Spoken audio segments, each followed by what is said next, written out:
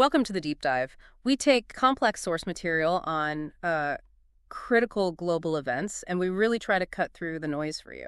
Giving you what truly matters. Exactly. Today, we are digging into Operation Midnight Hammer, a really impactful event, and, its aftermath on Iran's nuclear program. We've got reports, analyses, direct statements. Quite a stack to unpack. Yeah, it's definitely a situation with significant claims, counterclaims too. It demands a careful look at what actually happened, what it all means going forward. Right. Our goal here is to navigate these, frankly, conflicting narratives. Yeah. We want to pinpoint the essential insights you need to understand this very volatile landscape. That's right. So June 22, 2025, the United States conducts airstrikes. 3 key Iranian nuclear facilities hit. And the immediate declarations from Washington. Very bold. Oh, yeah. Claims of obliteration, decimation, strong words. But, as we'll explore, the reality of the damage, the long-term implications, seems far more nuanced than those initial headlines, doesn't it? Yep. It really does. So what does this all actually mean for Iran's nuclear ambitions, for global stability? Let's unpack this. Okay. So to really grasp Operation Midnight Hammer, we probably need to rewind a bit. Look at the buildup.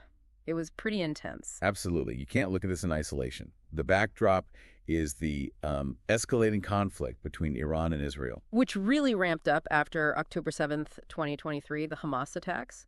And Hamas, of course, has known links to Iran. Right. That ongoing regional tension just created this incredibly volatile environment. Okay, but what really turned the screws in those crucial weeks just before the U.S. strikes, the IAEA seems key here. Definitely a major turning point. The International Atomic Energy Agency.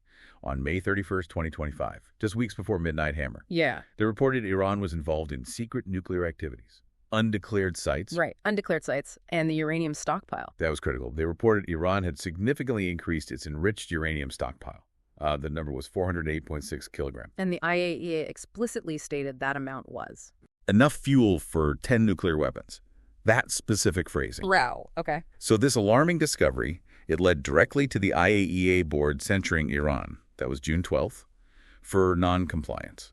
And Iran's reaction to being censured? Defiant, immediate. They announced they intended to create a new undeclared uranium enrichment facility. A new undeclared facility, okay. And then right after that, Israel launched what were called surprise airstrikes in Iran. That was June 13th.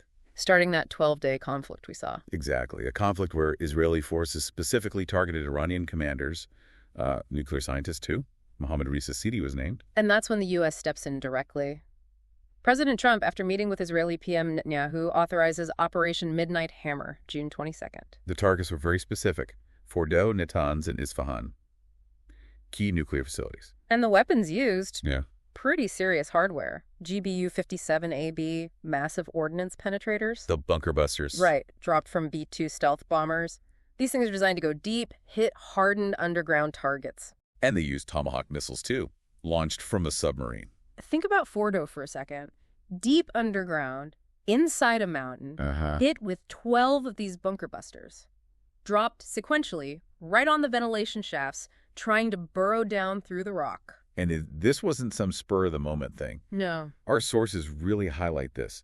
The GBU-57, this huge bunker buster, it had never actually been used in combat before. First time. First time. And its development, get this, was directly influenced by 15 years of studying Fordow's specific fortifications. 15 years focused on this one target. Yeah. General Dan Kane, chairman of the Joint Chiefs, he mentioned the DTRA officers. That's the Defense Threat Reduction Agency. Right, the WMD guys. Exactly. He said the officers who studied Fordow for all that time literally dreamed about this target as they slept. Wow. And Kane remarked, quote, "You do not build a multi-layered underground bunker complex with centrifuges and other equipment in a mountain for any peaceful purpose." A very direct statement. Yeah. Very direct. Okay, so the bombs hit these deep targets. The big question then, echoing everywhere, was, what was the actual impact on the ground? And the answer is, well, they were anything but clear, were they? It really kicked off this battle over the narrative itself. Absolutely. Those initial claims were, as you said, bold. President Trump repeatedly saying Iran's program was obliterated like nobody's ever seen before. Completely and totally obliterated was another phrase used. Yeah. And Defense Secretary Pete Hegseth echoed that. He said the strikes decimated, obliterating, destroying Iran's nuclear capabilities. Very strong, definitive language. But then the Pentagon's assessment shifted, became more measured. Much more measured. They later stated the strike set back Iran's program by 1 to 2 years at least. General Kane also used the phrase severe damage. It's quite a shift, isn't it? From obliterated to 1 to 2 years, and severe damage shows how initial reports can evolve. It really does. And what's fascinating here is the internal debate within the intelligence community that surfaced pretty quickly. Right, the DIA assessment, a preliminary defense intelligence agency assessment. It got leaked to CNN, New York Times. And what did it say? It suggested a much shorter setback, only few months. Just months. Yeah. It indicated that, okay, above-ground structures were damaged, entrances sealed, sure. But the underground facilities, the centrifuges themselves, not destroyed. That's a huge difference from obliterated. Massive. Now, the White House pushed back hard, dismissed that preliminary report as low confidence. And they weren't happy about the leak either, right? Considered limiting intel sharing because of it. Exactly. Yeah. Adds another layer of, political maneuvering around the facts. Okay, so that's the U.S. side, with its own internal contradictions. What about Iran's official take? How did they portray the damage? Also mixed signals. Their foreign minister, Abbas Araghchi, first claimed the damage was quite superficial. Downplaying it initially. Right. But later, he admitted the nuclear sites sustained significant and serious damages. So, a change in tune there, too. But then Supreme Leader Khamenei, he went the other way. He did. Totally downplayed it, claimed the attack did nothing significant, called it all political theater. Political theater. His line was, most of the nuclear sites are still in place, and Iran would just continue its program regardless. And some Iranian officials even claimed they'd moved nuclear material out before the strikes, from Fordow and Natanz. Yes, that claim was made too, as to the uncertainty, were the key materials even there to be hit? Right. So, amidst all this claim and counterclaim, what do the international watchdogs say? The IAEA. Well, IAEA Chief Rafael Grossi, he issued a stark warning. He said the attack risks collapsing the global nuclear non-proliferation regime. He also highlighted enormous damage to the facilities. But did he confirm the program was crippled? Not exactly. He also noted it's unclear where Iran's stockpiles of highly enriched uranium are now. And crucially, he suggested enrichment could potentially resume in a matter of months. Months again, echoing that leaked DIA assessment. Pretty much. And experts like Jeffrey Lewis, Jennifer Kavanaugh, they seem to agree. They say, yeah, facilities were severely damaged, but the highly enriched uranium stockpiles, the centrifuge components, the intellectual know-how, the scientists are all still there. So the core components remain. Right. Their assessment suggests the strike primarily just bought the United States time to return to diplomacy, not a knockout blow. Bought time. Okay, so the immediate strikes are over, the dust is sort of settling. Iran's response comes fast, and it really changes the diplomatic game, doesn't it? Oh, absolutely. Swift and impactful. First move. Iran's parliament passes legislation. To do what? To stop all cooperation with the IAEA. President Pezeshkian signed it into law June 26th. Cooperation suspended. So slamming the door on the inspectors. Pretty much. They went further, too. Declared IAEA Chief Grossi no longer welcome. Rejected his request to visit the bomb sites. Called the idea meaningless and possibly even malign in intent. Wow. And then this next move, this feels huge for non-proliferation efforts globally. It is. In the days right after the bombing, Iran's parliament starts drafting legislation to actually quit the Non-Proliferation Treaty, the NPT itself. Leaving the NPT altogether. That's the threat. It's being described as potentially the treaty's most consequential breach since North Korea. Because that would mean... No limits, no inspections, nothing. It would leave the world completely in the dark about its activities. A massive escalation. Okay, so diplomatic moves, treaty threats. What about direct retaliation for the strikes? There was some. Iran attacked a U.S. base in Qatar on June 23rd. They claimed to have intercepted all the missiles fired at them in response, though. Right, and that immediately led to airspace closures nearby. Yeah, Qatar, UAE, Bahrain, Kuwait, Iraq all closed their airspace because tensions were so high. But then, just the next day, a ceasefire. Correct. Announced and confirmed by all sides, it brought a temporary halt to the direct military back and forth. Temporary being the key word, perhaps, because Khamenei didn't sound finished. Not at all. He declared victory for Iran, stated Iran would strike U.S. bases again if there were future U.S. attacks. Defiance continued. And Iranian analysis claimed Israel's goals for their earlier conflict failed, too. Yes, they claimed Israel's aims disrupting command, destroying nuclear sites, hitting missile programs, regime change, that Israel failed in all those goals. And they argued the attacks actually unified Iranians. They did. Claimed it rallied the Iranians around the national flag, and that attempts to stir up civil unrest were largely foiled. That's their narrative anyway. So with all this defiance, this pulling back from treaties, what does it mean for future negotiations? Are talks even possible? Well, Iran's foreign minister, Iraqi, he dismissed any idea of immediate talks. Why? What are their conditions? Guarantees. Ironclad guarantees against future U.S. military attacks. He basically said U.S. assurances are worthless. Worthless. Strong word. His point was, the only guarantee in international relations is the cost and benefit analysis. For talks to even start, Iran says the U.S. needs to admit their war of aggression failed and come back to respectful dialogue. A high bar for resumption. Very. And they envision future talks being totally different. Iran planning to resume uranium enrichment, but crucially, in facilities not monitored by the IAEA. Exactly. Will be only in Iranian hands. That's the plan they're signaling. Much less transparency, much more defiance. Okay, so the immediate regional fallout is huge. Right. But the ripples from Midnight Hammer, they spread much wider, don't they? Geopolitically, economically. Absolutely. This isn't just a Middle East story.